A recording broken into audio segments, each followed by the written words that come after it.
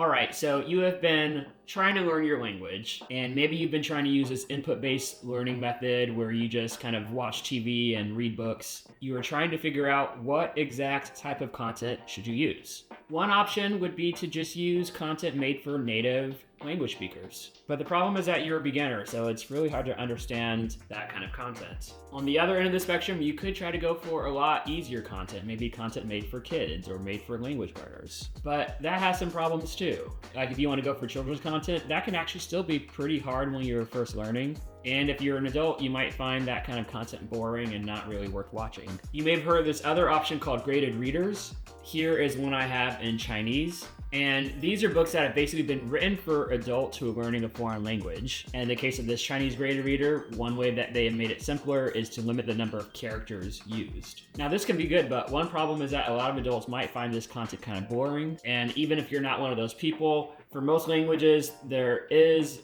kind of a limited amount of books like this that have been published. And so you might get to the point where you have read all of them and run out of content to study. Okay, so this can be a real problem with input-based learning methods. But what if you could have the best of both worlds? Something that is both easy for you to read and also interesting and engaging. All right, so I have been experimenting with something that I think could start to fit the bill, and that is custom graded readers based on content that you select. Because basically what we're gonna do is we're gonna take any kind of native level text or book, we're going to simplify it using ChatGPT. And if you so choose, you can actually print it out, bound it, make it into a real book. So let me show you a couple of examples. The first one is a simplified version of Harry Potter and the Sorcerer's Stone in Chinese. And this is like an actual book that has an actual hardcover. The second example is a version of a fitness book. This is a nonfiction book, and the English name is Bigger, Linger, Stronger. Now, for both of those books, I've also printed out a separate vocabulary reference. And what this is, it's basically a little booklet that goes kind of chapter by chapter of the book.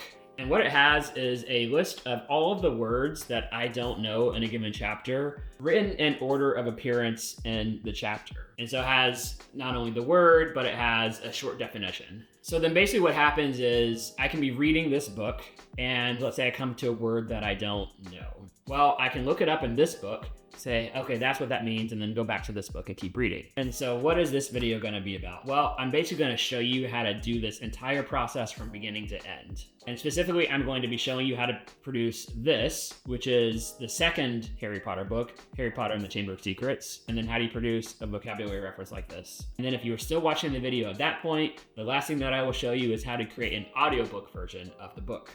Now, I have found this to be one of the more rewarding and fun parts of my language learning journey, and I hope that you find the same. And then one more thing before we dive in, I am experimenting with the idea of potentially making this type of thing available for others, like making some kind of custom books or something like that. So if you're interested in that, please look in the description where I will put instructions for how to find out more. All right, with that, let's dive right in.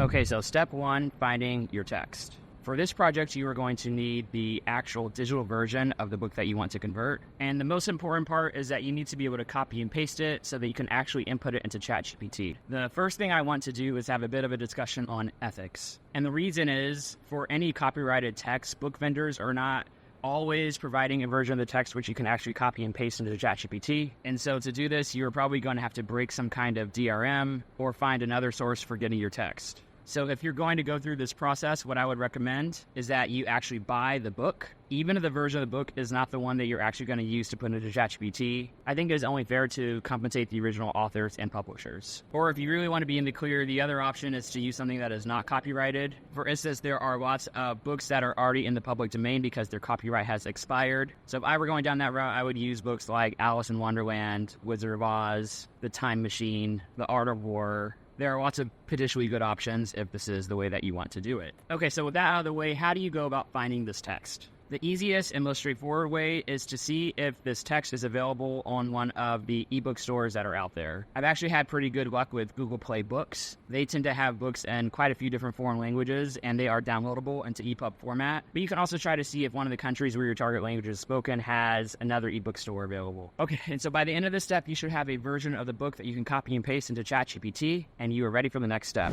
Okay, so this is really the meat of the work. What we're gonna do now is we're gonna take a digital version of the book. We are going to pass it to ChatGPT, And then we are going to ask it to simplify it using shorter sentences with simpler vocabulary. Now, unfortunately, at this point, with the state of how ChatGPT works, it doesn't do a great job if I give it the whole book all at once. So we're actually going to go chapter by chapter. And the other thing that can be a little bit tricky is that you have to be really mindful of the prompt, because otherwise it's pretty easy to get results that are either way too simplified or just not simplified enough. So I not only have ChatGPT up, but if you go to the next screen, I have the original text of Harry Potter and the Chamber of Secrets here. And this is kind of chapter by chapter. So this is chapter 1. If you go all the way to the end, there are like 18 chapters here. And then I have another blank Word document here. And this is where the output from the ChatGPT will go into. And then the third thing I have here, and I'll show you this a little bit later, but this is a program called Chinese Text Analyzer. And the way this will work is from time to time, I will paste text in here and it will give me a bunch of statistics around how many words there are, how many words there are that I don't know, etc. So what I'm going to do first is put in my prompt, and I'm going to say, hey, I'm a language learner trying to create a simplified version of the below text. I misspelled simplified. Can you return to me a version that uses shorter/simpler sentences and more common words? Please retain all chapter numbers. Okay, so let's see what it says. So it says, of course, please share the text you'd like simplified, and I'll get started on that for you. Okay, so the first thing I'm going to do is I'm going to go to my Word document here. I'm going to copy and paste the first chapter. So I'm grabbing the first chapter. I'm pasting it in. And let's see what it does. Okay, so we have our response, and let's decide what to do with this response. Now, it can be a little hard, especially if you don't really know the language, to know how good of a job it did. Because as I mentioned, sometimes it will make it way too simple, and sometimes it will make it not simple enough. And this is an example of where I think it's actually made it too simple. Like, this is almost too short, at least for me. Like, maybe this is how you want it. But for me, this is a little bit too short. There are other times I've used this where it actually is not long and detailed enough. And so that's the other problem you can have. So when something like this happens, you have a few options. The first is you could simply just hit the regenerate button and it'll just kind of give you another version of the response and you can see what it looks like.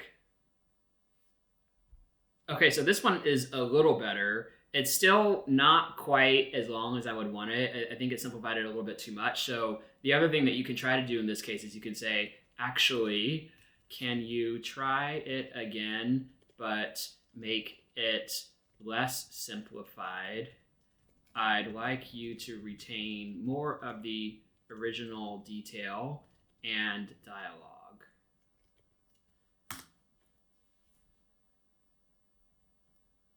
Okay, and so this is the version it gives, and it's a little bit better, but not much. So one thing that I do actually when I'm checking this, and this is an optional step, I usually take the text and I will copy and then paste it into our Chinese text analyzer.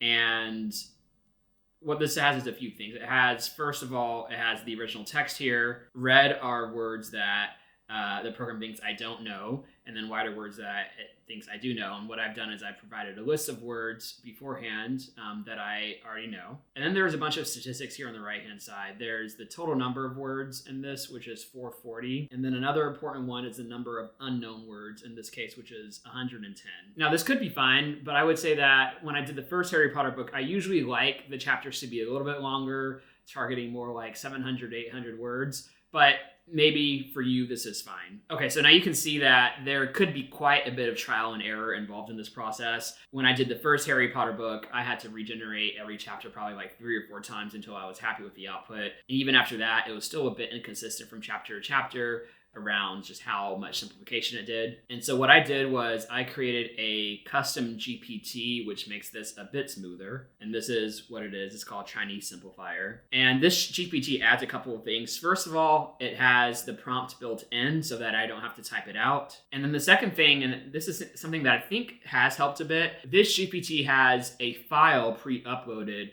which has a before and after example of a different chapter from the Harry Potter book, the first one, where the before was the original chapter and then the after was the simplified version, or at least a version of the simplified version that I was personally happy with. And so this GPT uses that file as a template and a bit of a guide to determine how much to simplify the text. Now, it's still not perfect, but I did use this for the second book that I converted, which is Bigger, Greener, Stronger. And it did drastically reduce the amount of times that I had to regenerate the responses to get something that I was happy with.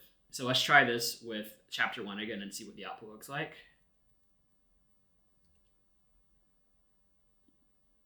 So for this, I only have to just paste the output. I don't have to put the prompt in, and we'll see what it says. Okay, and I can already tell, I think I'm going to be much happier with this, but I'm going to just copy and paste this back into Chinese Text Analyzer and just look at the stats. Okay, so this one has 721 words in it, and out of those, there are 158 that I don't know. And then just for comparison, I also have the original chapter here, and if you go to this, you see that this was 2,668 words, and there were 597 words that I didn't know. And again, that is compared to 721 total, 158 that I don't know. So this is, I think, a pretty good level of simplification. And so I'm going to use this version for my work. And so all I'm going to do is I'm going to go back to ChatGPT. I'm going to copy this. I'm going to go to Microsoft Word. I'm going to paste this here. And then I will do more kind of formatting of things a bit later. But for now, I'll go ahead and just at least kind of make it all the same color, make the text a bit bigger. And that's my chapter 1 done. So this custom GPT that I've made is completely free, and I will paste the link to it in the description below. And I'll also paste the original prompt in the description below just in case you want to take that and play around with it. All right, so now that I got chapter 1 down, I'm just going to go ahead and convert all the other chapters.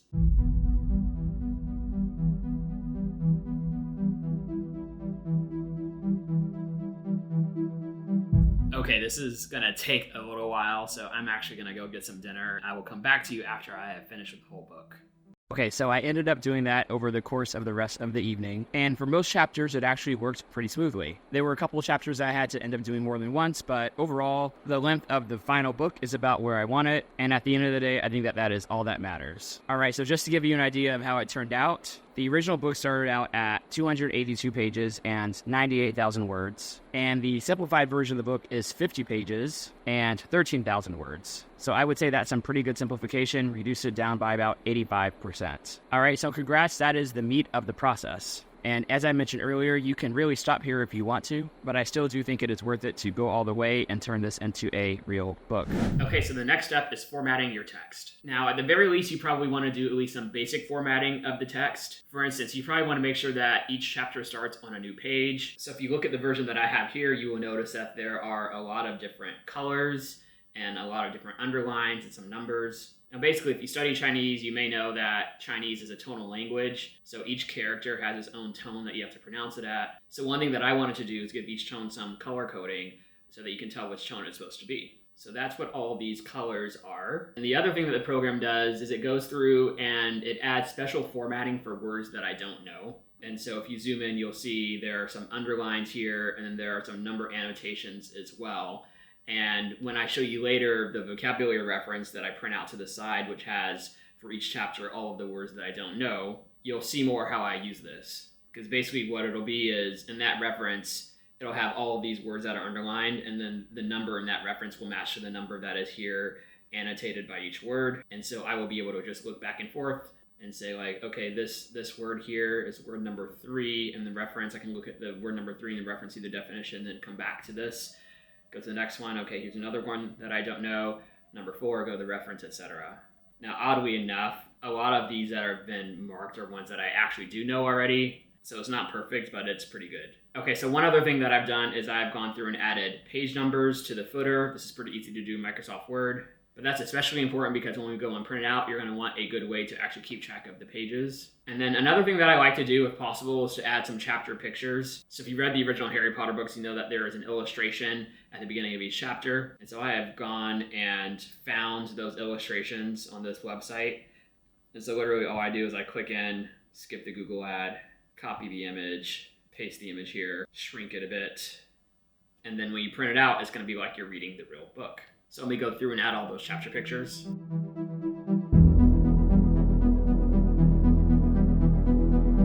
All right, and so we are done. And I have to say, it's been a while since I actually read this book, but going through and putting all those chapter pictures in here actually reminds me of all the parts of the story that I used to love. And so I am probably more excited than I should be to go back and reread this. Okay, so now that we have our pictures in, there is one other thing that we're gonna have to do to make this print correctly, but let me cover that a bit later once we're actually about to print. So for now, I'm at least done with the formatting, and you can actually imagine a bunch of other types of formatting that you might be able to do depending on what your language is and what your goals are. Just whatever you gotta do to make it easier to read and learn from. The sky is the limit, so go wild. Okay, so the next step is actually gathering your supplies. Okay, so the first and most obvious is paper. Okay, so I'm gonna show you my paper drawer, and yes, I do have a paper drawer. I'm gonna be using this 8.5 by 11 paper. Now you might see here that it says 11 by 17, because what we're gonna do is we're gonna essentially take this 8.5 by 11 paper, and then we are going to fold it in half. And so that's what the book is going to be like. It's going to be like you're going to be flipping the pages this way. Now, regular printer paper might do the job fine. The one issue is something around grain direction. Paper actually has a grain direction, kind of like wood has a grain direction. So it can either be from top to bottom, or it can be from left to right. And the important thing is that when you fold the paper, ideally you would want it to be folding so that the fold is going with the grain. Now, as far as I can tell, normal printer paper has grain direction going from top to bottom, and that would be fine if you were folding the paper this direction. But as I mentioned, we actually want to be able to fold the paper this direction. And so if the grain is going kind of this way, then when you fold it this direction, you're going to be folding it against the grain. And actually, let me just show you an example with this Harry Potter book that I did. So if you actually go into this, honestly, most pages look fine, but you will notice that, I don't know if you'll be able to see it on the camera, but there's some weird kind of like warping going on here at the spine. It's not super noticeable, but it is a bit of an imperfection. And I think this is happening because the grain and this paper was going this way, and so I'm folding it this way, and so it is creating these artifacts. Now, contrast that with this book, which I made using a different method, which I'll show you in a second. And in this book, the grain is going up and down. And so if you look at the spine, you can see that there is no evidence of that artifact, of that warping. And so, again, because of grain direction, I personally don't want to use this normal printer paper. I want to find a way of getting paper that is of this size, but with the grain ideally going this way. And the way that you can actually do that is by using paper like this. So this paper is 11 by 17 inches. And so that is actually basically twice the size of regular printer paper. You'll see that the length is exactly the length of 2 pieces of regular printer paper. And the benefit of this is that when you look at the paper grain direction, it is actually going from top to bottom. So if you were to take this paper and cut it in half this way so that you get 2 8.5 by 11 sheets, when you fold those 8.5 by 11 sheets, you'll be able to fold it with the direction of the grain. Now, again, if you don't want to do that, regular printer paper is completely fine. But if you have the time and the energy, then I would really recommend this.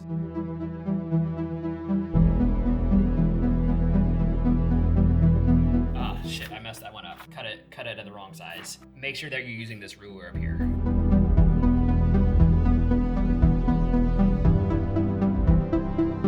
Alright, so now I have here a stack of 8.5 by 11 paper that started as 11 by 17. Alright, so while we're at it, let's see what else I have in the supply cabinet.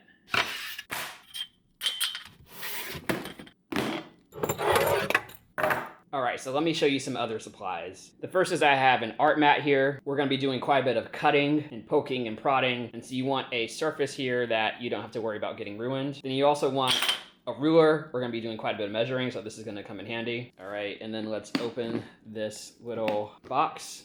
All right, so let's see what we got in here. The first is a clamp. We're going to be doing some stuff later on that requires holding some pages together, and so this comes in pretty handy. So I got this clamp, and I also got this clamp as well. In addition to, or instead of that, you can go all the way and get a book press like this. So what this is actually 2 blocks of wood stacked on top of each other. And this first block can go up and down depending on how far, this little nut is screwed out. So you can actually put a book in here and it'll hold it together. That'll make a little more sense when we get to that step. Okay, and then we got an X-Acto knife. And actually the brand of this knife is not X-Acto, it's Olfa. We're going to be doing a lot of cutting of paper and board, and so I like this knife a lot. So next is that we're actually going to be doing some sewing. So you may not know this, but the way that you make books is you sew the pages together, and so you're going to need some thread and then some needles.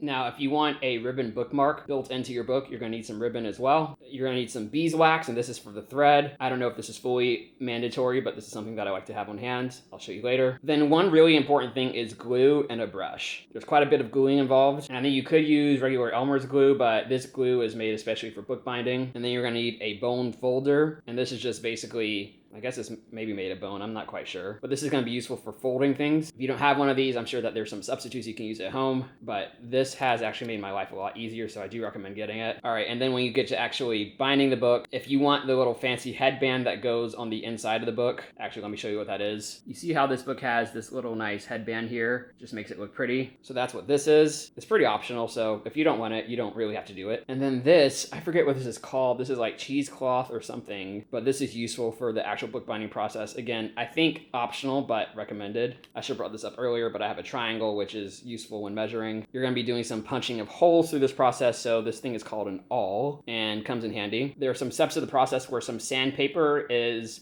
not required, but can be helpful. Okay, and then I got to go back over to my drawers, and we have yet a third cabinet of bookmaking supplies. And so here I have a few things. The first is bookboard. So this is something that's going to be useful for the actual hardcover. And so this is essentially just some kind of really thick cardboard. This is what your cover is actually going to be made of. We have some other paper here, which is some thicker paper that will be used for the cover pages on the book. Again, this will make a little bit more sense later. And then we have book cloth. This is basically kind of a fabric type material, and you're gonna wrap the book boards with this material, and this is gonna be actually what the surface of the cover is made of. Now, the other thing that you might want, especially if you want to put a fancy design on the cover, is what is called a lino cutter. And so basically what this does is it takes some material, and this is an example of some iron-on material, and then you feed it in this machine. And this is kind of like a printer, but what it's actually doing is it's going to cut this sheet of material into your design. And so this is made by Cricut. This is the Cricut Joy. And I would say that this is definitely optional, because the alternative is that you can basically just take some cardstock or some other paper and print your design on that, and then paste it to your cover. And that's exactly what I did with this version of the book. This is an earlier version of a book I did. And the way that I did this cover was just printing out some cardstock, printing out a design, and then pasting it to the cover. And that's in contrast to this version, which was done with the lino cutter that I just showed you. You got some options on that. All right, and here it is all laid out here. And it is quite a bit of stuff. Most of the stuff you can get at your local arts and crafts shop. Just go to the bookbinding section, or it can be easily ordered online, and it's not incredibly expensive. Okay, so once you have your supplies, you're actually ready to go to the next step. All right, now first let me give you an overview of what it is that we will actually be producing. So here is the finished product. And what this is a set of, I think, 10 little mini booklets. And in bookbinding parlance, these are called signatures. So one of these is a signature. And so all we did was we took our 8.5 by 11 sheets of paper and we folded them in half and we made a bunch of little booklets. You can actually flip through this one and you'll see that the page numbers are correct. So 1, 2, 3, 4, 5, and so on. Now I've made these signatures so that each signature has 4 physical pieces of paper, and each one is front and back and half. So that makes basically 4 book pages per piece of paper, or 16 pages total per signature. You can choose signatures of a different size with 4 pages, 8 pages, or more than 16 pages, but I find that 16 pages per signature is actually a pretty good balance. And so you have these 10 little signatures, and these are all continuous with each other, so if you flip it this way, you'll see that the page numbers are all in the right order. And right now, these are loose and not connected to each other, but the next step after this will be to sew each of these together. But before we get there, let me show you how I actually printed this version, all the settings I used to get it to appear this way. All right, so how do we get this to print out the way that we want it? The main thing that we're gonna have to do is adjust our page setup settings. All right, so what you have to do is you have to go to the layout tab. There's this page setup tab here. And so what you need to do is click on this little arrow, which brings up this page setup menu. First, put it into landscape mode. And then under pages, you want to go to multiple pages. And there are all these options. The main one that you want to do here is book fold. So that'll make it so that you can fold over the pages kind of in half, as we were discussing before. On sheets per booklet, this is going to be the amount of pages that go into each of your signatures, as we discussed before. You have a few different options. I have found 16 to be a good sweet spot. If you do too few, then it means you're going to have a lot of like very, very small booklets, which is going to be cumbersome to actually sew together. And then if you do too many per signature, it's also going to get unwieldy, and when you fold things over, it's going to make the pages more uneven, etc. So I have found 16 to be the sweet spot, but you can experiment. Okay, so then you're going to click OK, and you'll see that it has transformed the pages a bit. So now all the pages are a bit less wide than before, and if you scroll all the way to the end, you'll see that the total book ends up being 160 pages. Okay, so the last thing I'm going to do is just zoom out and make sure that each chapter is still starting on its own new page, that there are no formatting errors, which can sometimes happen when you change the page settings in that way. I'm also noticing that these pictures are a little big now for what I want them to be, so let me scroll back to the beginning and shrink them. Yeah, it's like I don't need it to be that big. Okay, and then finally, I do like to basically add an extra page or two, both before the book starts and then also at the end, just to create a bit of transition between the book cover and the actual text. Okay, so with that, we are at 158 pages. So I'm going to click Save, and now it'll be time to go and print. You want to make sure that you're printing both sides on short edge. All right, so now let me actually load the paper and print. Okay, now a way that you can tell if it's actually working correctly is that as soon as you get 4 pages printed, you can check your first signature. Again, each signature is 16 pages, or 16 half pages, so that's 4 total pages. And if it's working correctly, then you should be able to take the signature, fold it over this way, and then check the page number. So this starts at 145, 146, 147, 148, 149, 150, 151, 152, 153, and so on. And so it does look like it is printing correctly, which is amazing. All right, so we are done. So now we are at the point where we need to assemble the signatures. Now, as I've said a couple times, basically every signature is going to have 16 pages when you count the front and the back and each half. So it's going to be actually 4 physical pieces of paper. So you're going to take your first 4 pieces of paper. It's going to be your first signature. And so this is going to be pages 1, 2, 3, 4, 5, 6, 7, 8, 9, all the way to 16. So what I would recommend is that you check your first signature and make sure all the pages are in the right order. And then what you want to do is take it, fold it in half, and then this is where this bone folder is going to come in handy. You're going to use this to really cement down the fold. You really just want a nice crease so that when you start assembling your signatures together, they all fit nicely. So you can see that this is the first signature done. We're going to put it aside, and then we're going to do the next one. So again, we're going to take the next 4 pages, check to make sure that the pages are in the right order. An easy way to check it is actually first to make sure that if you kind of turn it to the middle, that these 2 pages are in consecutive order. And then if you really want to be paranoid, you can go to your next signature, which will be signature number 3, 2, 3, 4. See what the first page of that signature is going to be, which is going to be 23. The last page of this signature is going to be 32. First page of this signature is going to be 23. So you know that it is still in the right order. So we're going to take our second signature and do exactly the same. We're going to fold it over. And by the way, you're going to notice, especially if you are using your own hand-cut paper, that these edges are not going to be completely even with each other. There is a way to fix that later. We're going to trim the edges. I will warn you in advance that it is a bit hard to do. And so it's a step that you might decide to skip, which is totally okay. But if you do that, you just have to be okay with the fact that your pages will be slightly uneven, which is not the end of the world. So that's the first 2 signatures done, and it looks like everything is working correctly so far. I'm just going to go ahead and fold all the other signatures.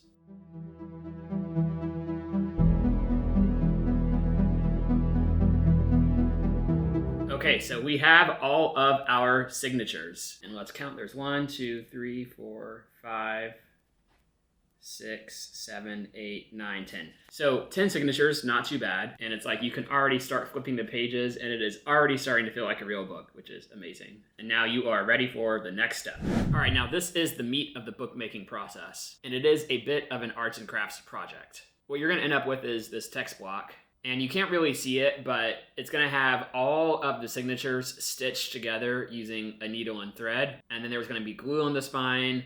And then you can see that there's a couple extra layers of stuff that I put on the spine to help reinforce it. You'll see there's also a couple optional things like these end bands here and here. And I also have a ribbon bookmark that is attached to the book that you can use to keep your place. Besides the ChatGPT part, this is probably the next biggest time investment, but I personally find it to be a pretty fun and relaxing process. So let me show you how I did this. All right, so let me show you how to stitch the book together. So essentially what we're gonna do is we're gonna take each signature, we're going to punch some holes in the spine 1 inch apart. We're gonna get some thread, we're gonna cut it, we're gonna wax it, and then we are going to use that thread to stitch all the signatures together. There are a number of ways that you can do this stitching. I'll show you the way that I do it, which involves quite a bit of stitching, and it might actually be overkill, but it's the first one that I learned, and so we're going to go with it. It does take a while, but once you get into the flow of things, you can easily put on some TV or a movie, and it can actually be quite a relaxing process. Okay, so for this step, you're gonna need your thread, your wax,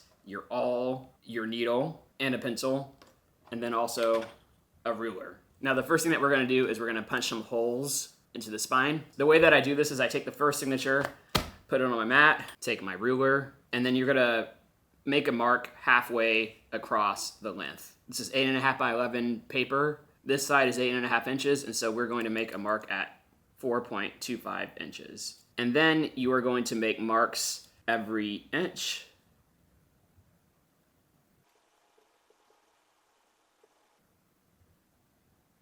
And then we're basically going to use the first signature as a guide and just kind of mark all the way down. And so the easiest way to do this is take your stack like this. You want some kind of straight edge, so this is where I'll use my triangle. And then you're basically just going to kind of use your pencil. You're going to draw up and down.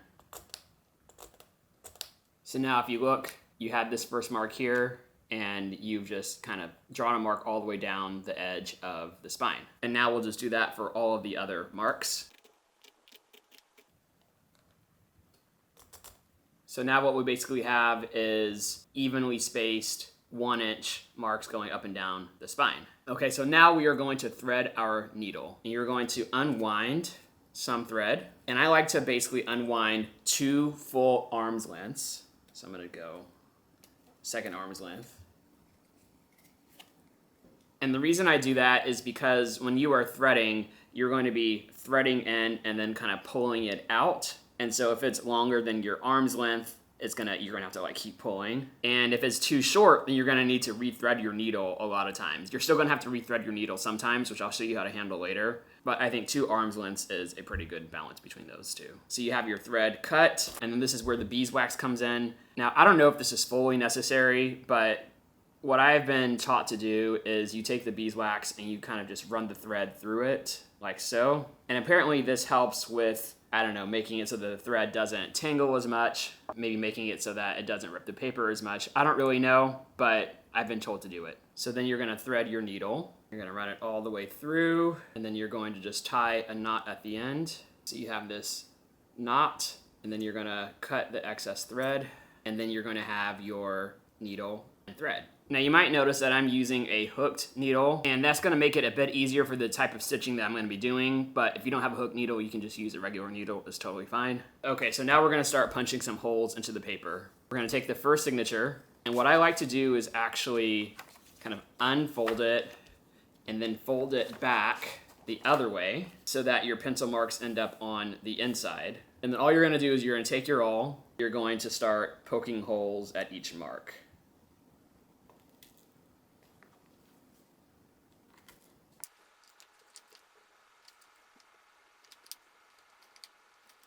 So now you're gonna have holes all the way along here, and then you can flip it back so that the marks are on the outside again. All right, so now we are ready for the first stitch. Now there's actually 3 types of stitching patterns that you're gonna have to do throughout this process.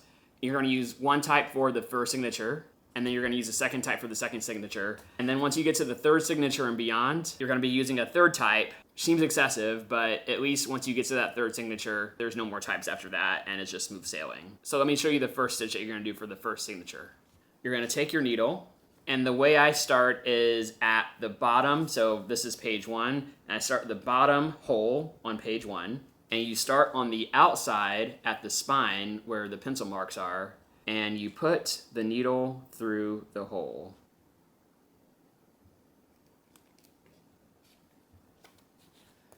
And then you're going to come back out the inside of the book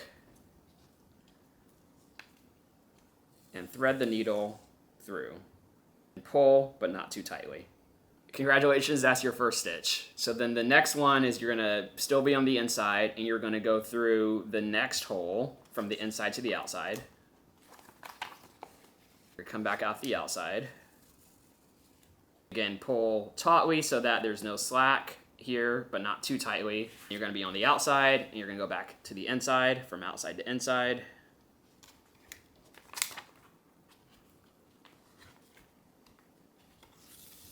And then you're going to go inside to outside, and you're basically just going to keep repeating in this way until you get to the end of the signature.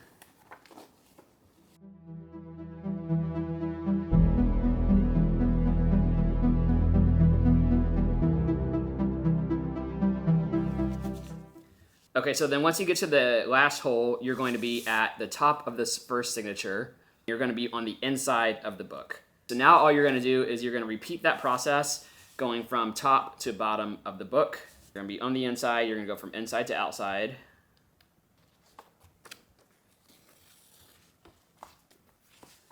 You're going to be on the outside, and you're going to go from outside to inside to the next hole.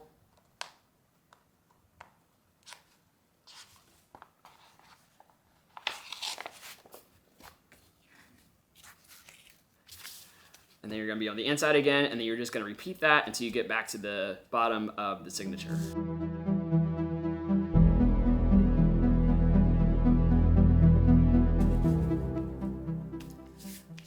Okay, so once you get to the last hole at the bottom, you're going to be, again, on the inside of the book. So what you're going to do is you're going to tie a knot. And the way that you're going to do this is you're going to take your needle, you're going to loop under this last little loop. You're going to pull through, and then you're going to have a loop here. So you're going to take your thread and your needle, and you're going to go through this loop. And then you're going to tie a knot.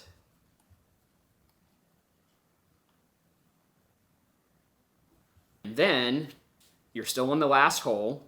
You're going to put your needle back from the inside to the outside. You're going to go through here, back to the outside, and then you're going to pull so that this knot that is on the inside gets transferred to the outside. So you're going to pull, and I messed up. I don't know why that happens, but now it's kind of loose again for some reason, so I'm just going to do it again. I'm going to go back through the inside.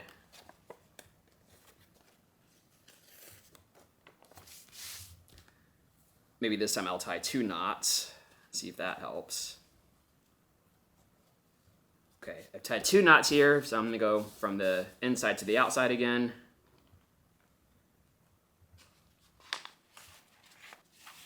Pull the knot through.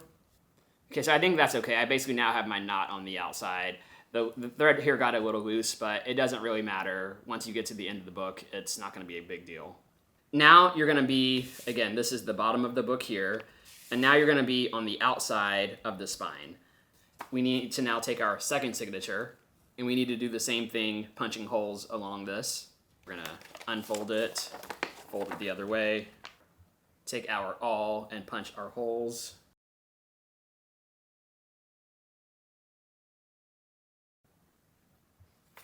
All right, so now we are ready for the second type of stitch that is going to be used on the second signature. And you're going to take your second signature and you're going to put it right in the right order. And you're going to be on the outside of the second signature, and you're going to go from the outside to the inside.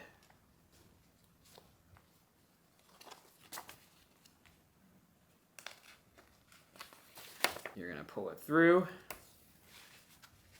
Okay, you're going to be on the hole that's at the bottom of the page. And kind of like with the first signature, you're going to go from inside to outside.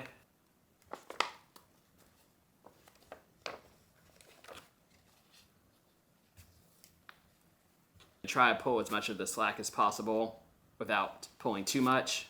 All right, so I actually ran out of battery in this camera up here, which is filming all the action down here. So I had to let my battery charge for a bit. So I went and got myself a lemonade and a new pencil and lead, which I'm sure is so exciting. All right, back to the regular scheduled program. Once again, we are on the outside of the second signature, the second hole. Now this is where we're gonna do something different from before. We're basically going to take the needle and we're gonna loop under the little loop of the first signature. Come through. And then once we've looped through the first loop of that first signature, we're gonna come back through this second loop of the first signature. So now we have the thread going through the inside of the second signature to the outside, around this like first loop here, and then into this like second loop. So now you're gonna pull tight and you're gonna go back through the second hole of the second signature from the outside to the inside.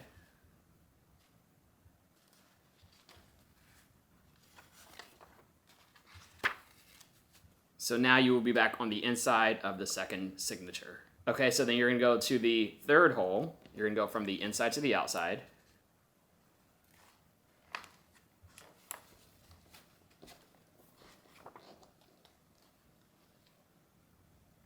You're gonna be back on the outside of the second signature and you're gonna be on the third hole. And you're gonna do that same thing again. You're gonna go to this little loop in the first signature, loop around. That's the second loop of the first signature, and you're gonna come back through the third loop of the first signature.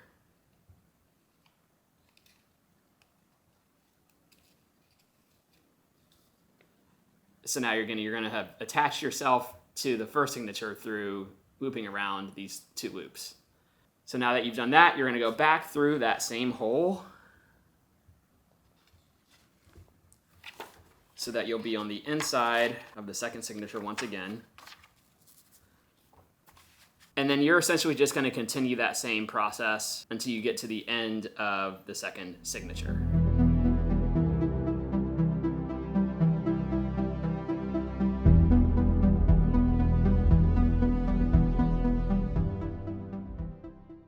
So now we're halfway through this stitching, and I'm starting to run out of thread. So this one, I'm gonna show you what exactly you should do if you run out of thread, which is definitely gonna happen. All you're gonna do is you're going to create a knot on the inside. You're gonna do that by looping through. You're gonna take your needle, you're gonna loop through the kind of previous stitch, and then you're gonna loop through that loop, and you're gonna tie a knot on the inside. So now you have a knot right here. And then you're gonna go back through this hole,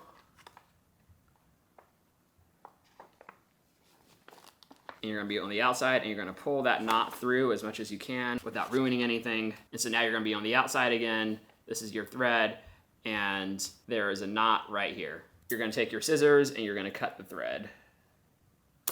And then from here, you are going to just re-thread the needle using the same method as we had done before. You're gonna wax it again. You're going to thread it. Tie a knot at the end again. Cut the edges off.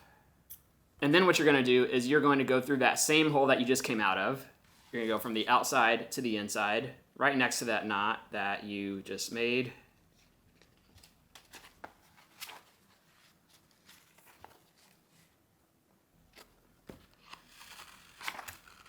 And then you're just gonna be on the inside again, just like where you left off. There's gonna be a knot on the outside, you're gonna be on the inside, and you're just gonna keep going in the same pattern.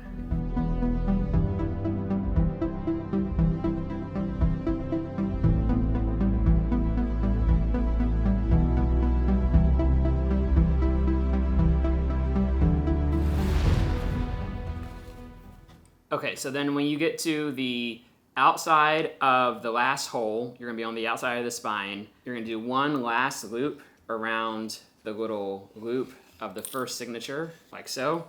And then after this, your first two signatures are gonna be nicely attached to each other. So now the next thing we're gonna do is attach the third signature. As always, we will start with punching our holes.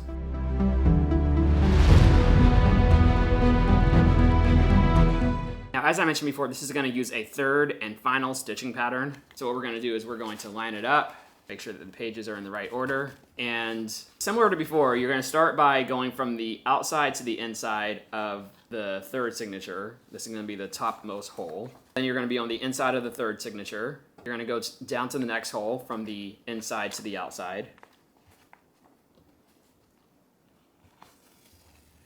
All right, so now that you're on the outside again, this is where it is different. Okay, so what you're gonna do is you're on the third signature now.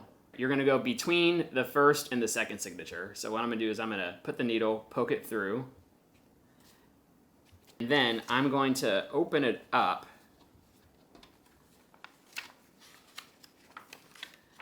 And so this is the first signature, this is the second signature. I'm gonna pull it all the way through. And so we're gonna wanna go around this knot. So we're, again, between the first and the second signature. And so we're gonna then poke it back through so that we go around this knot that is right here. And then we're gonna come back out. So when you look at it at this view, we have gone between the first and the second signature here. We've gone inside, and then we've come back outside on the other side, and so we have looped around this knot that is between the first and the second signature. So now that we're back out here, we're gonna go back inside that same hole and the third signature. So now we're on the third signature. We're gonna go from the outside to the inside.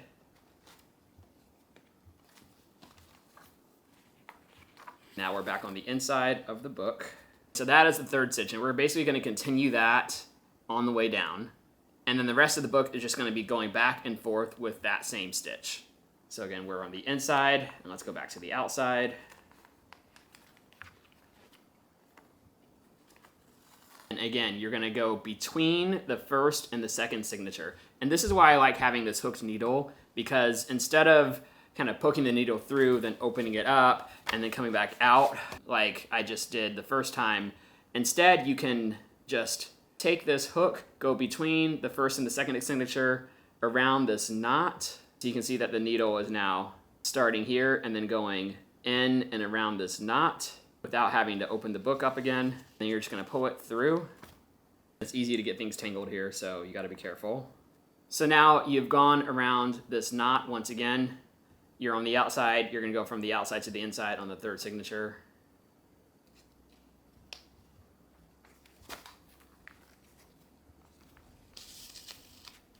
And then we're just going to continue.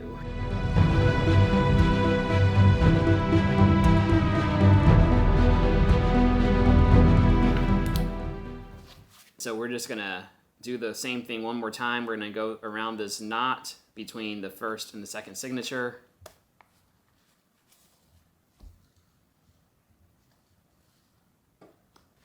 And now we have gone around this knot. And we're going to be ready for the fourth signature.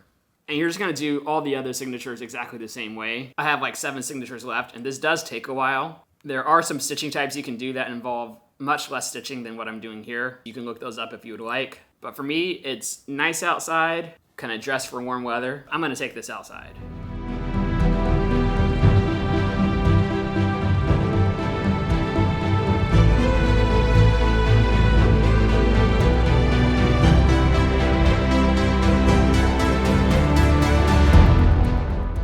So I've done all the signatures and I am on the outside of the last hole. And so what you want to do now is go between the last 2 signatures, just like before. You're going to come out and then you're going to tie a knot, or maybe even a couple of knots. So that's 1 knot, and then I'm going to go through again for good measure and then just tie 1 more knot.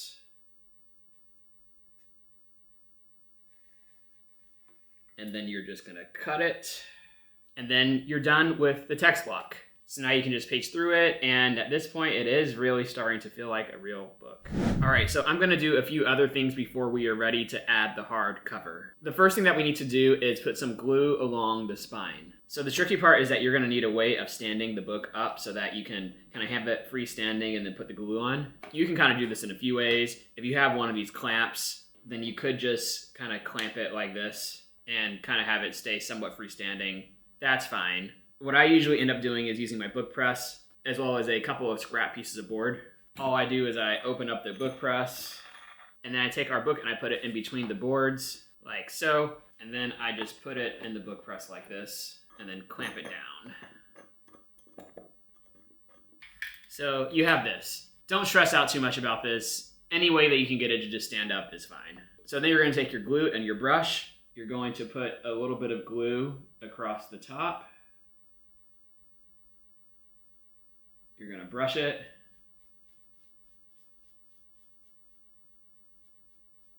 You're going to put a little more.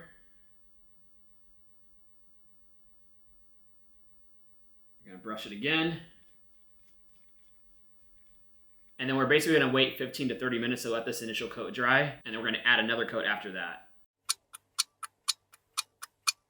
All right, it's been 15 minutes, and the basic thing that you want to make sure of is that the glue is dry to the touch, which it is, and then you're just going to add another coat. Okay, and then you're just going to wait another 15 to 30 minutes until this coat is also dry to the touch. All right, and so this one is pretty much dry as well. Not completely, but good enough for right now. So we're going to take it out of the book press.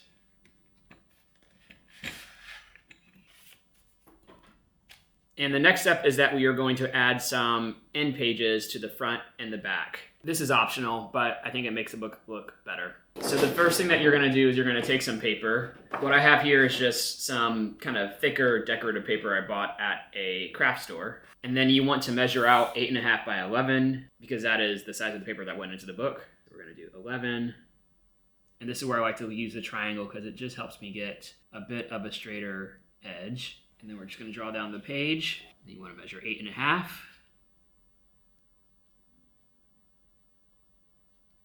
And then another 8.5. And then we're just going to cut.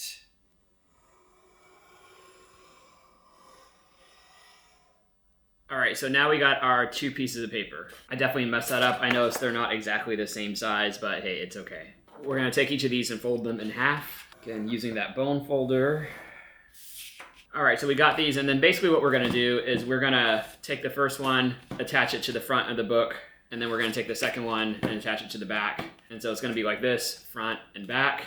Again, it's not the perfect size, but we're gonna fix that in a minute. Now to attach these, the first thing that you're gonna do is you're going to take some scrap paper, ideally not the paper that we cut earlier to make the grain go in the right direction, just some other random paper. You're gonna take your first end page, put some scrap paper on the bottom, and then we're basically gonna put a layer of glue along this top edge.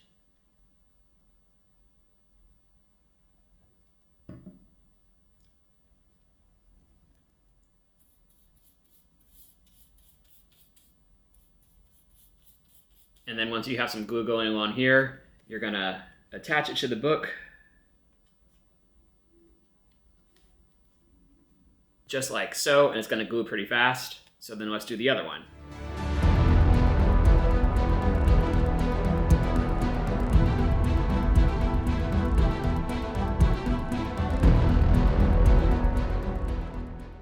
All right, so now we have our end pages on, and it's already working pretty well. It's already pretty stuck to it.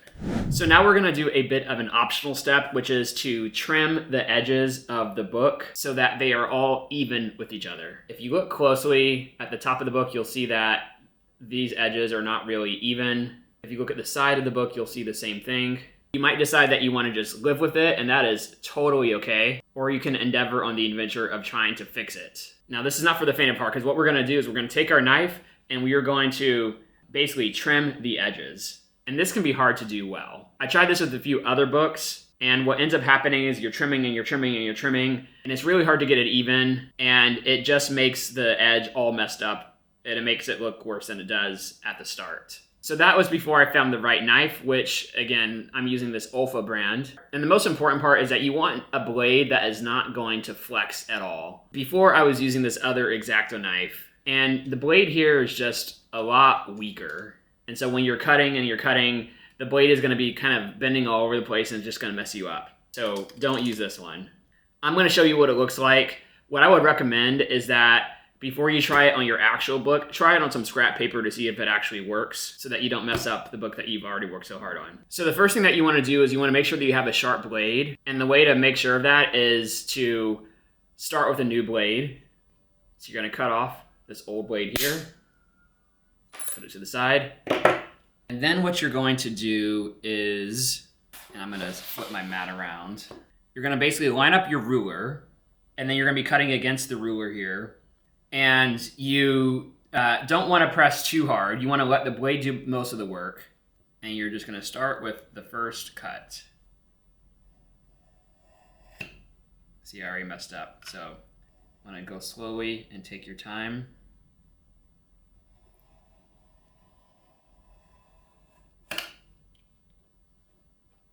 Let's go to the next one.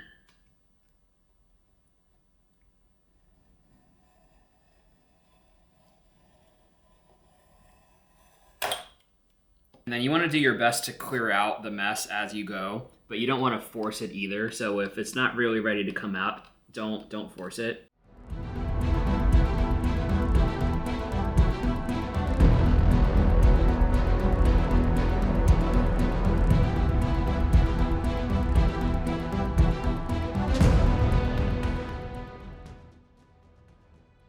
Okay, so this wasn't perfect, but it was actually pretty good.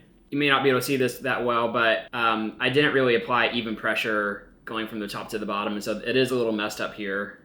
This is a place where some sandpaper can come in handy. You kind of just sand the edges and see if that makes a difference. Go to the problem spots particularly, and kind of some of the gunk off there. So this is just a situation where you got to figure out how much imperfection that you're willing to deal with. It's like I could go back and try it again, but you do have to be careful because the more you do that, the more likely it is that you're going to start eating in closer and closer to the edge of the text, and then it's going to be noticeably off center. Just kind of do so at your own risk. I think I'm actually going to try it one more time and see if I can get better results.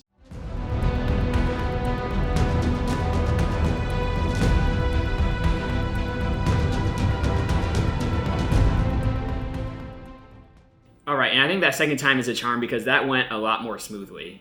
This one was pretty much perfect. It's like, yes, if you look really closely, the pages are slightly off center, but it's actually not that bad. Okay, so now if you so dare, you can attempt to do it with the top and the bottom of the book as well. You just have less room for error here because you're gonna start getting close to the stitches on each side if you mess up. But let me try it and see how it goes.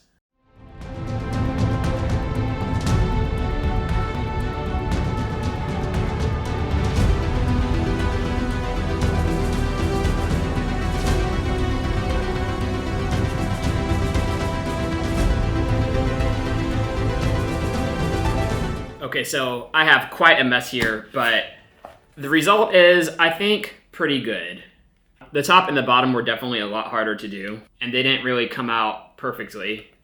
But with some sanding, I think it's acceptable. Okay, so now for a few optional things. The first thing that you might want to do is create a bookmark made out of ribbon. So just take some ribbon, get a piece that's long enough. You want it to be at least the length of the book, and then maybe 1.5 times the length of the book. Actually, maybe even like twice the length of the book. And you'll see why here in a second. And then we're just gonna cut it. So this is the top of the book right here. So basically what we're gonna do is we're gonna glue it to the spine like that.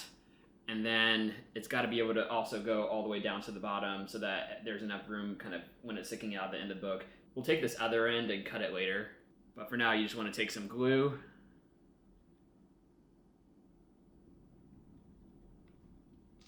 And then put the ribbon on. I like to actually take my bone folder again and help put it in place that way.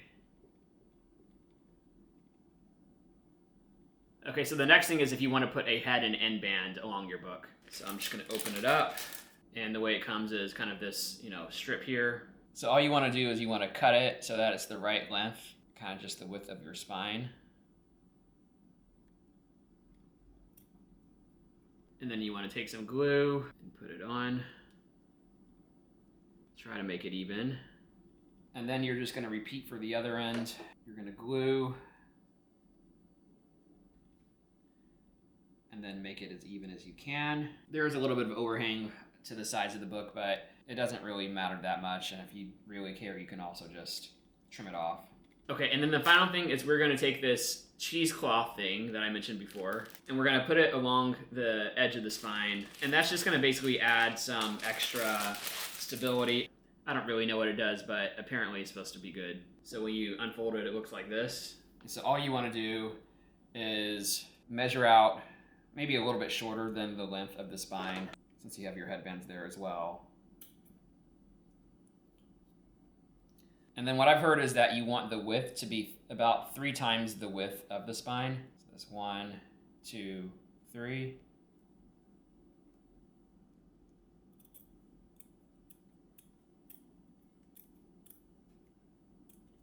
And this definitely does not need to be perfect because this is all going to be hidden in the final book. So you're just going to apply some more glue here. And then you're just going to put the little thing this way. And again, this is where your bone folder can come in handy to like really get it in there. Your bone folder is going to get a lot of glue on it, but it's okay. You can kind of wash it off, or it's really not the end of the world even if there is glue that is stuck. It doesn't really affect the function of the bone folder that much. So you want to make sure that it actually is sticking. And so then I'll just put a little bit more glue across the top. You can also use your brush. And this glue does in general dry pretty fast, so it's already gonna start sticking to it pretty well. So I'm gonna go ahead and actually take it out of the book press. So if you kind of just fold it down a little bit, check to make sure you put the bookmark the right way. Sometimes that has been an issue. All right, and with that, you are done with the text block. Now you just want to let it dry for a bit before you get to the next step. All right, so the next step is making the hardcover and then attaching it to the book. So by the time you get through this next step, your book is going to look like this. You're going to have the end pages pasted to the hardcover, and it's going to actually start feeling like a real book. So let me show you how you get to this point. Okay, so here's what we're going to do. First, we're going to measure out our book board, and then we're also going to measure out our book cloth. We are going to glue our book cloth to the book board, and then we're going to glue the book to the cover, and then we're done. Okay, so let's go through each of those things step by step. Okay, so I have our book board here, and the first thing that we're going to do is measure that out. So what you actually want to do is first measure your book, and this is looking like 8 7/16 inches by 5 3/8 inches. So then what we're going to do is we're going to take the height of the book and add 1/4 inch. And 1/4 inch is 1, 2, 3, 4/16 inches. So that's going to take us to 8 11/16 inches by 5 3/8 inches. All right, and then we're just going to measure and cut.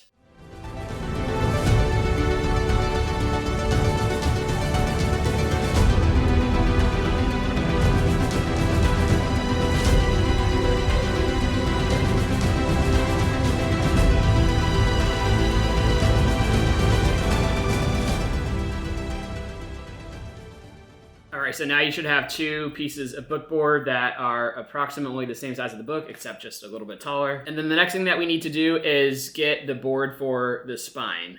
And so this needs to be the same height as the book board. And then the width needs to be basically the width of the spine plus the width of one of the pieces of the book board. And yes, I'm sure there's other options, but this is what I've seen recommended so that when you open and close the book, you have enough room in the spine so that the book can open all the way. So this looks like about 5/8 inch total width.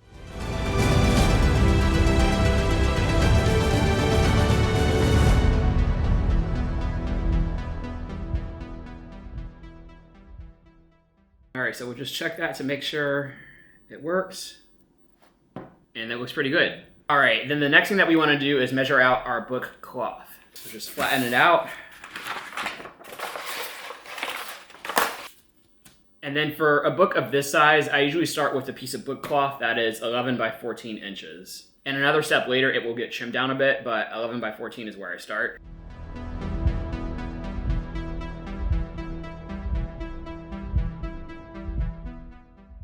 All right, so now we got our book cloth. Now the way that this is going to work is you're going to have your front and your back, and then you're going to have your spine sort of here in the middle. And then when you lay it on the book cloth, it's going to look something like this. And so there is going to be a gap between the front and the back and then the spine. You want this gap to actually be 3/8 of an inch, at least for this type of book. Again, that's a bit arbitrary, but it's what I've heard works well, and it's worked well for me. So you could measure in between here, but one trick is to actually take a spare piece of bookboard and cut a piece that is 3/8 of an inch thick. So that way you can kind of just slide it in here, measure it, and you don't actually have to use the ruler. So the way that I do this is I put it in here, I line it all up. You actually want to make sure that the ends here are lined up as well, so that the top and the bottom of the book have a flush edge. So maybe just put like a straight edge like the triangle here. And then what I like to do is take some tape and then just tape across so that it'll stay at the right distance. And then repeat with the other side of the book. You can just kind of take this out, use your 3/8 inch spacer, make sure that top and bottom are lined up. Take some more tape. And then remove the spacer. So now what you want to do is test with your book to make sure that the spacing of this is all correct. You want to take your emerging book cover and just kind of fold it over like so, and make it so that it's all the way, that the tape is kind of all the way stretched like so.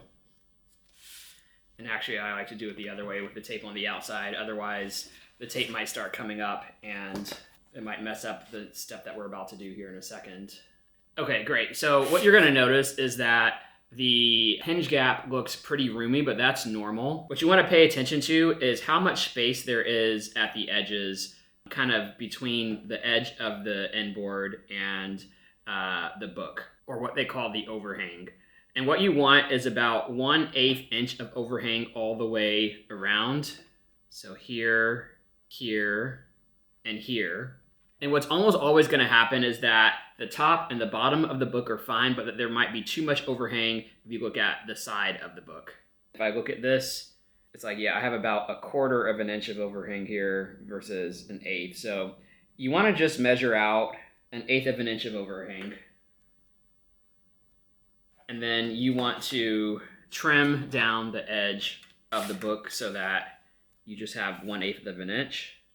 Make sure to remove your book cloth so that you don't cut into it. Almost made a mistake there. And then you're just gonna cut. Especially with this, you're gonna be so close to the edge, it'll be easy to mess up. So don't apply too much pressure, just let the knife do the work. And I can tell that was a little bit uneven, unfortunately, so let me trim this. And then if you test it again, okay, that does look much better along this edge. So then you want to trim the other book board to be the same width. And the easiest way to do that is just, since you've already cut one, you can just kind of line up the other book board so that it's straight. Just make sure it's actually straight, and then just cut it to be the same size.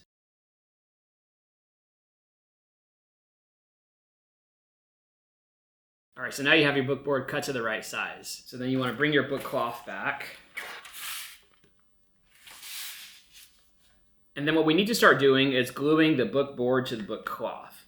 Now the easiest way I found to do this is, now that you have your book board arranged in the right way, at the right size, right distances from each other, just draw onto the book cloth an outline around the book board. And this is going to serve as a guide later for us to place it down correctly.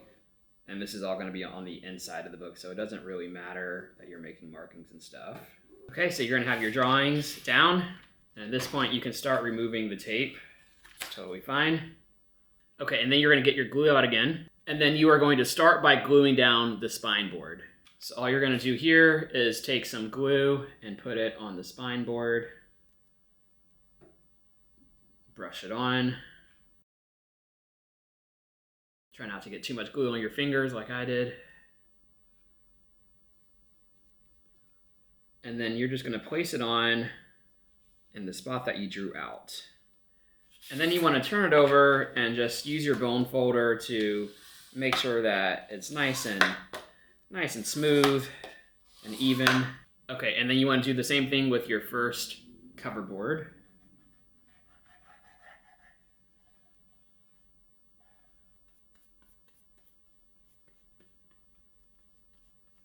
Make sure you get all the way to the edges. Then you want to place it down. And this is a good opportunity just to recheck that the edges are straight on. Sometimes it gets a little bit loose or a little bit uneven in this step, despite the fact that we drew the lines. So just check it. And then like before, you want to turn it over and make sure that it's just nice and even and flat.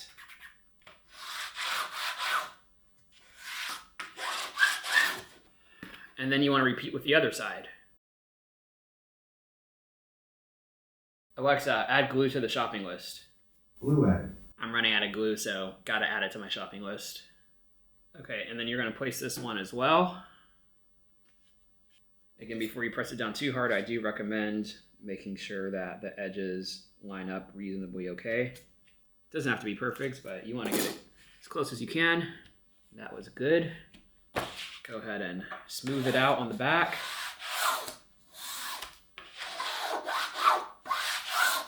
And then you also want to use your bone folder to kind of create some creases here between the spine board and the cover boards. All right, it is starting to come together. Okay, so then the next thing that we want to do is we want to make sure that there's always 3/4 of an inch of space around each side of the book board. And kind of like what I did with the space between the spine and the book boards, I went ahead and just cut some extra book board to 3/4 inch in thickness so that I don't have to use a ruler to measure this.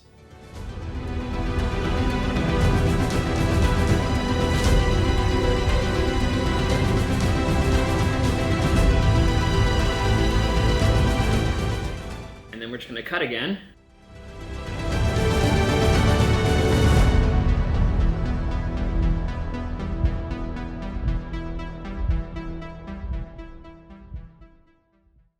And then what we want to do is cut the cloth at the corner so that there is a diagonal here.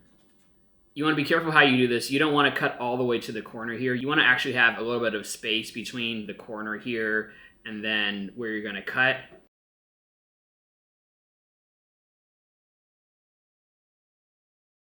So if you look closely, you'll see that we do have some space between here, and we'll talk about why that is in a little bit. But for now, just cut the rest of the corners.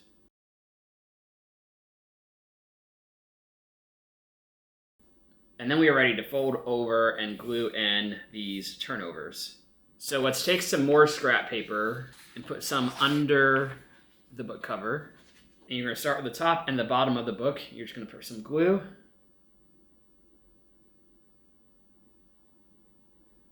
Brush it.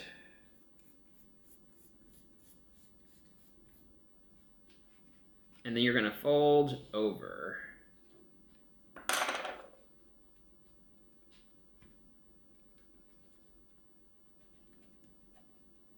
You're going to use your bone folder to make sure that the edges are down good. You can also go into the creases like this. And then the reason that we left this overhang is because you want your corners to be covered whenever you have folded over all the edges. And so all you're going to do is press down a little bit so that when you look at this, you have a little bit of overhang here that's pressed down. The same on the other side. And that way, when you fold it over, you won't have any book board showing at the corners. Okay, so then you're going to do the same thing to the other side of the book.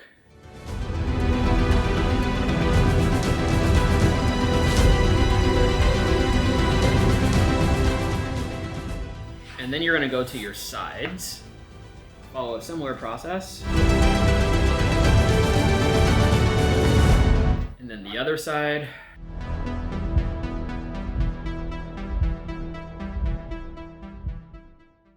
All right, and then congratulations, your book cover is done. If you want, you can go ahead and just test it out on the book again.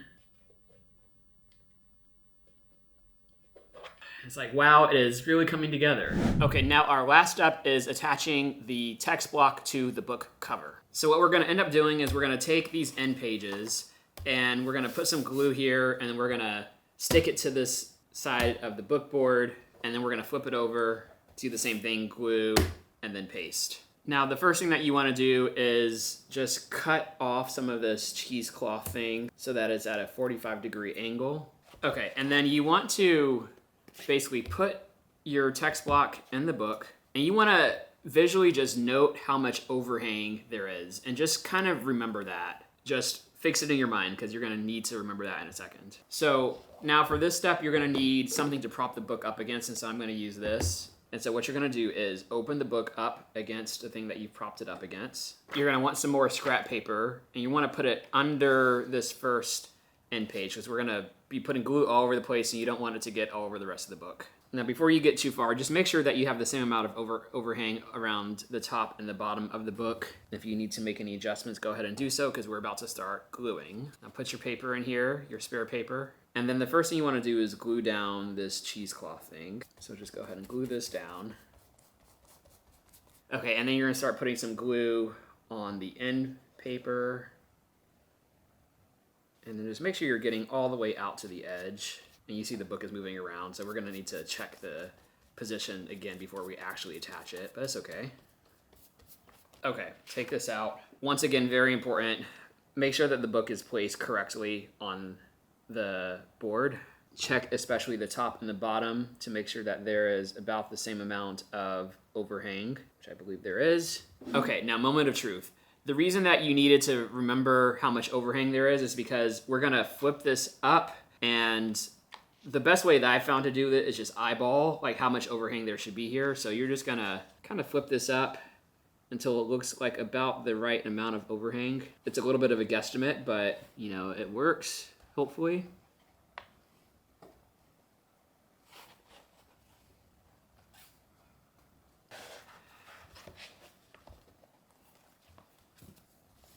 Then just smooth it out here and cross your fingers that you didn't mess anything up.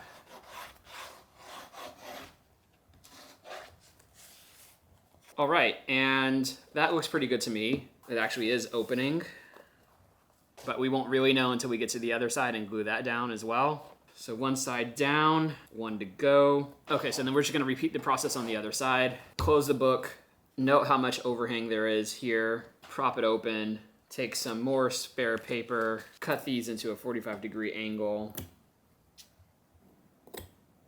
glue down this cheesecloth thing.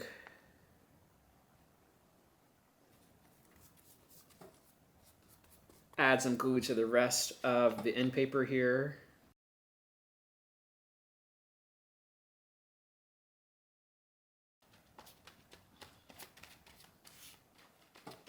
And then this is the real moment of truth, because you're going to find out if your book actually works correctly. You're going to go ahead and put this up here so that it's the right distance approximately.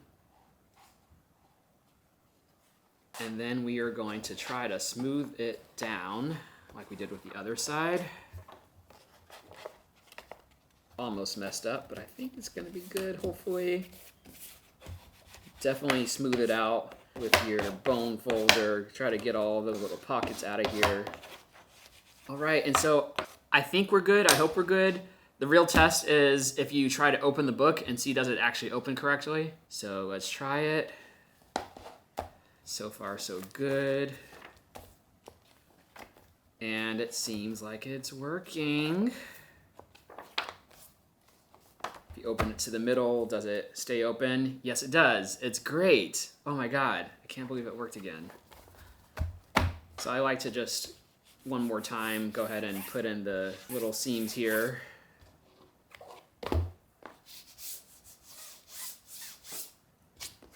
All right, and if you made it this far, congratulations, you have a real book. Now, there's still a couple steps left, but at this point, you can actually flip it open. You could actually read this. It actually feels like a real hardcover book. It feels pretty amazing, I gotta say. So one thing I have to say is that it is possible to mess up when you're pasting these end pages to the board. If you mess up, that's okay. What you can do is basically rip this page from the cover board and try gluing it again. Worst case scenario, you can actually cut this page from here and then add a couple of new end pages to the front or the back of the book using the same method as we did earlier. And then you can try the reattaching process again. All right, congratulations again for doing some of the hardest stuff so far, and let's go to the next step. All right, so the next step is designing your cover. Now you have a lot of options here. Everything from a very simple design with just the name of the book made in Microsoft Word, all the way to something that you do like a custom design of yourself, where you draw or you paint your own cover. Sky's the limit. Now, what I have done here is I've used Adobe Illustrator, which is again just one of the options for a program that you can use to make these designs. And all I did was I have a back cover, a spine, and a front cover. And this is just normal text. And then this design is based on actually another designer who made a bunch of different Harry Potter cover designs. And so all I did was I took this design here, which I think is for the second book, and I just kind of traced over the top of it in Microsoft Illustrator. I don't want to turn this into a Microsoft Illustrator tutorial, but hopefully you get the idea. Kind of use whatever path you're most comfortable with, given your level of skill in designing things, and then you'll be ready for the next step. Okay, and then the next decision to make is how you're going to print it out and transfer it to your actual hard cover. You have a couple options here. The simplest option is just to print it on some regular paper or maybe some cardstock and then just attach it to the front of your cover. That's what I did with this. So this is just a piece of cardstock, and I just printed it out, cut it out, and then used the same glue that we've been using for all the other steps to put it on the cover, and then did the same with the spine and then with the back. So that works totally fine. But if you want to do something like this where the design is on the actual cover applied directly, you're gonna have to go through a little bit more work and get a little bit more equipment, which I found to be personally worth it because this version of the book with this kind of print feels so much better to me and so much more real. But if you don't want to do that, again, you can always go with the basic, at least for your first couple of books. All right, so let me show you how to make this version. All right, now, as I mentioned before, I'm gonna use this Cricut Joy lino cutter. And then we're gonna take this smart iron-on material and we're basically gonna cut the design into this material. All right, so let's open up the material. And it's basically just this black, thin material, and the machine is gonna cut it out of this. They also have their own little design software. So we'll just go through this selection process, and then it says to load the material into the machine.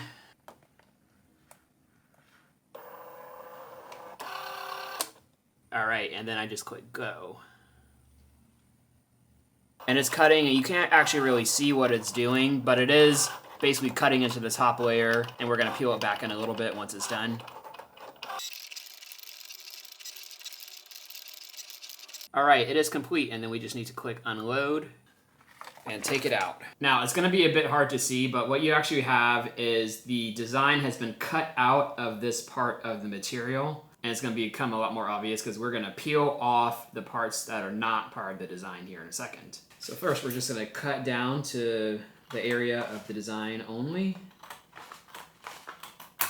And then there's a special tool that comes with the machine, and this is really just used to help pick out the parts that are not the design. So basically there's just a sharp edge here, and all we're gonna do is we're gonna start picking at the negative space in the design, and then you're gonna start peeling back the parts. You wanna do this somewhat carefully. It usually works pretty well, but you might accidentally pick up parts that are actually part of the design, and that's not what you want.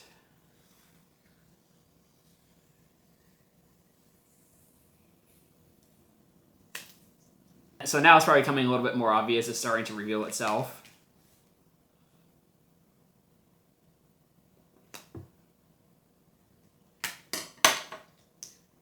Again, be careful here, especially around the smaller bits, because you don't want to pick up parts that are actually part of the design. So take your time. And so now we're at the bottom of the text, and this is where we got to be careful because there's a lot of little intricate pieces here that could get accidentally pulled up if we're not careful. Okay, and this is working a little better so far. Okay, so far so good. Now to some of the smaller pieces, like the spaces in between the specific characters and around these little borders. So you just want to take these pieces one at a time.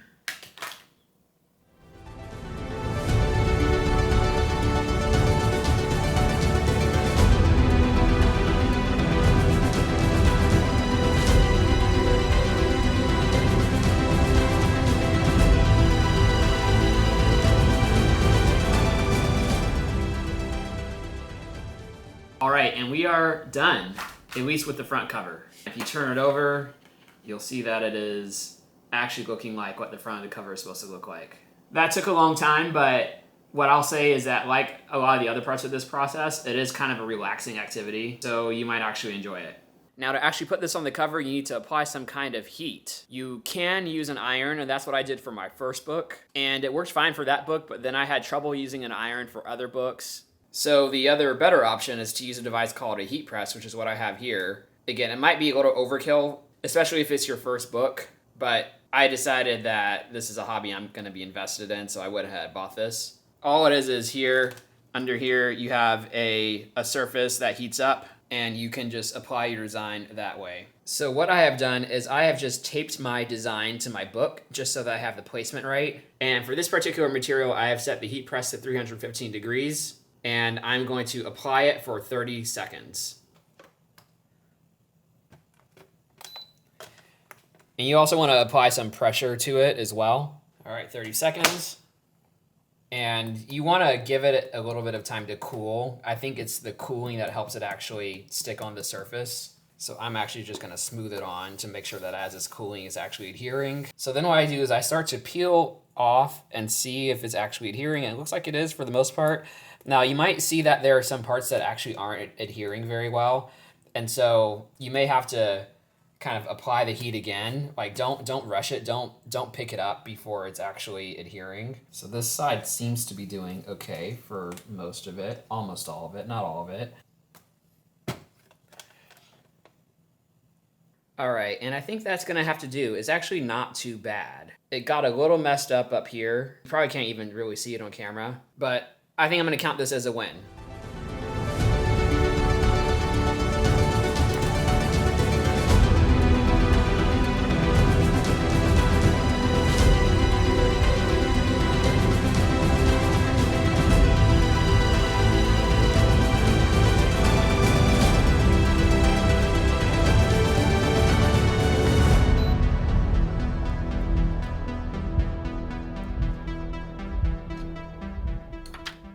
So as you can see, the side of the book ended up working out completely fine. The back of the book though, I had some issues up here, like the stuff started peeling off. It's like I could try to fix it, but I don't really think it's worth it. It is the back of the book after all, and no one's really gonna see it. Well, anyway, we have our book with the front and the side and most of the back on there. Congratulations, you've reached the end of the bookmaking process. But if you want to take it a step further, I do have more to show you. All right, now as an optional final step, we are going to create a vocabulary reference so that as you're going through the different parts of your book, if you come across a word that you don't know, you can look into the reference guide, see the definition, and then go back to reading. This is the one that I made for the first book, and now I'm going to make the one for the second book. Now to do something like this, you're going to need a couple of things. The first thing you're going to need is your text. The second thing you're going to need is a list of words that you already know. If you're using something like Anki or a flashcard program, that could be one way that you source this. If this is really, really hard to get, what you could also do is look online for a list of the most common words, most common 500, 1,000, 2,000, whatever you think is closest to the list of words that you actually know already, and use that as a bit of a starting point. Okay, so you have your text, you have the list of words that you know, and then the third thing that you're gonna need is some tools to process all of this. One thing you're gonna need is some way of matching up the list of words that you already know to your original text so that you can go through and for each chapter figure out which words you don't know. And then the second thing that you're gonna need is a way of easily finding definitions of words. Okay, so for the first part of that, which is taking your text, figure out which words you know and which you don't know, and then producing a list of the words that you don't know. There's a couple ways that you could do this. When I started to do this, I actually used the tool that I showed you at the beginning, which was Chinese Text Analyzer. One of the things that tool allows you to do is input a text and then input a list of words that you know, and then it will output all the words that you don't know, and you can actually even sort them in order of appearance in a given text, and then copy and paste that list out of Chinese Text Analyzer. So if you're studying Chinese, you can use that tool. If you're studying another language, hopefully there are other tools out there that can do similar things for your given language. So that's one option. The other thing that I actually ended up doing for myself is I wrote a separate program to be able to do this analysis more quickly and easily. If there's interest in that, I can try to find a way to put that out there for other people to use. But no matter what tool you use, what you want at the end of the day is a list for each chapter, what are all the words that you don't know. And so that's what that output looks like for me here. Basically it goes chapter by chapter. This is the first chapter. And then here is a list of all of the words that the tool that I wrote thinks I don't know in the first chapter. And if I scroll down, there are 152 unique words that it says I don't know, and then it goes on to chapter 2, and it keeps going and going and going. And oddly enough, this list actually includes a lot of words that I do know. Part of it is that just the tool and the process that I follow to produce this list is not perfect. Sometimes it misses words that I actually already know. But the other thing is, actually, it's been a while since I produced this original list, and I've just learned a bunch of vocabulary in that time. So I could go through and update it, but I already printed the book. We're just going to go with this version. It's not the end of the world, because when I'm reading the book, I'll come across some of these words that I already know, and I'll just basically skip over them and then won't look them up. And since I have the numbering here, it'll still be pretty easy for me to pick up later on the first word that I don't know and not lose a single beat. And by the way, I did structure this so that it does go in order of appearance in each chapter. So this is the first word in the first chapter that I don't know. This is the second word, etc. And so it makes it really easy to go back and forth from the book to the reference. Okay, so now that we have this list, we need a way of getting the definitions. For that, I use ChatGPT. So I have a ChatGPT window open here, and I'm going to just type up a prompt. I'm going to say, hey, I'm going to paste several different lists of Chinese words. Can you return to me the same list with the same numbering, but also include pinyin in parentheses and short definition? Okay, so let me try the first one. And I usually do this a chapter at a time because if I do more than that, it tends to mess up. Sometimes it even messes up for even a single chapter and I have to break it up. But let's try this first. So 152 words, we'll see. All right, and it did them all. It cuts the numbers off a little bit, but it'll be okay in a second once I copy and paste this. But it went all the way to 152, so let me go ahead and copy and paste all of these. And then I just open up a Word document, and I paste it. Then I go, chapter 1. And we can work on the formatting later, but maybe just first check the list. Because again, there's some on here that I already do know the definitions of. I think that these are correct, which is great. And then one thing that I do is I just make sure that it actually did the right number of words. So 152. Again, I started with 152, so that looks correct. And I do believe that for the most part, ChatGPT gives very good definitions. At least that's what I've heard when I've showed this output to Mandarin-speaking friends. And I have yet to find an instance where it seemed like it was off. All right, so let me go ahead and do that for the other chapters.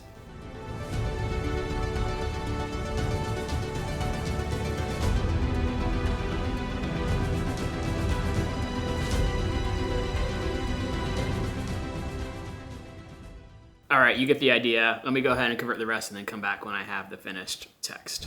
All right, so I finished putting it all through ChatGPT. I now have definitions for all of the words. And then I went ahead and formatted this with titles, fixed all the numbers. And then I changed the settings so that it'll print in book format like I did with the actual book. And with that, it gets to 121 pages. So I'm going to go ahead and print it out. And then I'm also going to bind it into its own booklet. You can kind of bind this however you want. You can do like we did the actual book. You can do what I'm about to do, which is actually use a spiral binder. For this part, you can literally just print it out, not bind it at all, just staple it together. It's like whatever you want. All right, let's print it out.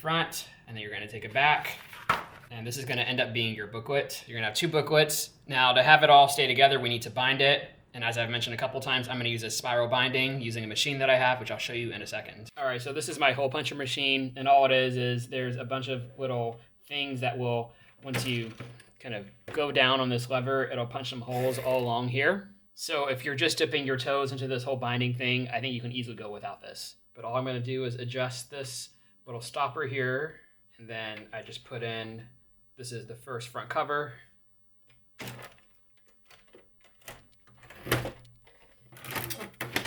And then you'll see that there's some holes here. And then I'm going to do the same with the paper. And then we're going to do the same with the end cover. And so now we have the first booklet done, and we will do the second one.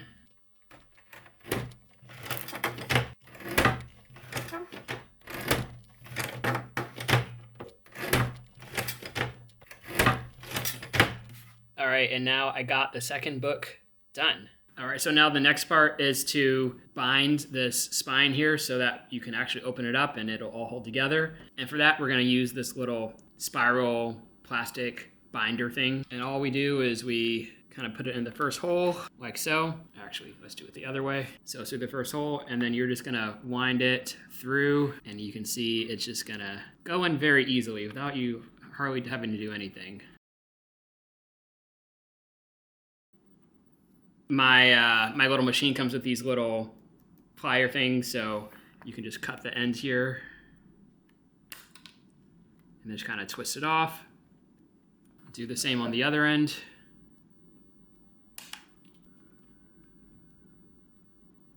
All right, and now this is a book that you can open up to any page and it'll all stay together. You can fold it over like this as well. So for me, this is perfect.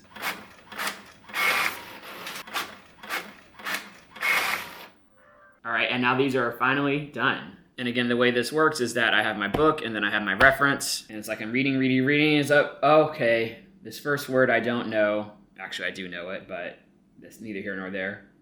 And it's annotated with the number 1, and then I look over to number 1, and here's the definition here. And then what I actually like to do is cross it off so that I know where I am, and I keep reading to the next word, which I don't know, but I actually do know, and then just kind of keep going on down the chapter, down the page. All right, so that we are done with all the physical work, all the printing, all the binding, but I do have one more bonus for you. Stick around. And the final bonus is creating an audiobook from the book that you just printed out. Pronunciation is super important for language learning, and it is often helpful to be able to listen to what you're reading at the same time as you're reading it. So for some of these books, I have started to create audiobooks so that when I'm reading the physical book, I can also be listening to it at the same time. Or you can just ditch the printed book entirely and just only listen to the audiobook, which can be a good option when you're out and about, maybe walking around, maybe working out, doing something where you really can't look at a physical book. So there's really 2 steps to this, and the first is that you need to find a text-to-speech service, ideally one that will give you speech and something that sounds at least close to natural language. And then you need to find a way to listen to it, like an app on your phone. So first for the text-to-speech, before the last couple years, your only options were really the very mechanical, robotic-sounding voices that you could find online. But nowadays with AI, there are actually lots of services out there which can produce speech that sounds pretty natural and very close to human-like. One option is actually ChatGPT. Like if you put any text into ChatGPT, you can have ChatGPT read it back to you, and it sounds pretty natural. The one I actually use is Microsoft Azure. They have a text-to-speech service that you can sign up for. It's a bit clunky because it's really supposed to be like for developers, and the user interface to get there is not super intuitive, but it's free and it works pretty well. Like I have shown the outputs to some of my native Mandarin-speaking friends, and they say that the results sound pretty natural. So let me just quickly show you how this works. All right, so here's what the portal looks like. It gives you this area where you can just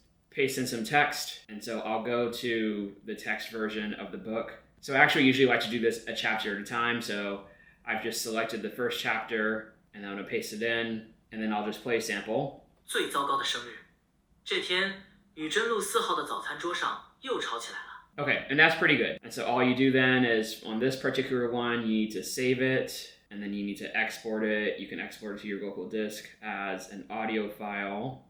And I usually like to do MP3. And then it's just going to download. All right, and then it just downloaded here. Okay, and that's it. And basically I would just go and do that for each chapter. And then I'd have an MP3 file for each chapter. All right, and then how do you listen to it? Well, you can really use any app that allows you to import sound files into your phone. For a long time, I was using Overcast FM, which is my podcast app of choice, and it gives you the ability to basically import custom podcasts. But then I found what I think is a better option, which is called Prologue. All right, and so Prologue is actually an audiobook app. And I'm not going to get into the details of how it works, but it actually connects to Plex, which I covered in one of my other videos. So if you have Plex set up, you can import some audio files into Plex, and then it'll hook into this app. I can make a more detailed video about it if people are interested. But the way the interface works is You have all of your books. So I have here not only actual audiobooks, like this is for the first Harry Potter and the Sorcerer's Stone, the first book that I simplified, and you have all the chapters here. But I actually do it also for passive listening for movie audio and TV show audio. I just kind of rip the audio and I have it as basically one long recording for each movie. But if we go into an audiobook example, again, this is Harry Potter and the Sorcerer's Stone. You basically have each chapter and you can go into each chapter. 哈利在德斯里家的最后1个月并不愉快。 Okay, and then it kind of just plays. It looks kind of like a podcast or audiobook app. One thing that I like to do is you can actually control the speed because the way it's playing right now is a little fast for me. So I can just go and do this speed adjustment here and maybe adjust it to 70%. And it distorts the voice a little bit if you slow it down, but it still works pretty well. All right, and that is it for the audiobook. All right, so there you have it. You have your book, you have your reference, you have an audiobook. Like I've said before, this has been something that has been really great for my learning, and I hope that you find the same for yourself. So that'll do it for this video. It was a long one. If you made it this far, one video that you might be interested in is my 1-year update learning Chinese, which you can find here. It is another very long video where I go through my entire approach and experience learning Chinese by watching TV, watching movies, reading books. Other than that, if you're looking for another way to support me, please like, comment, and subscribe. All right? Peace.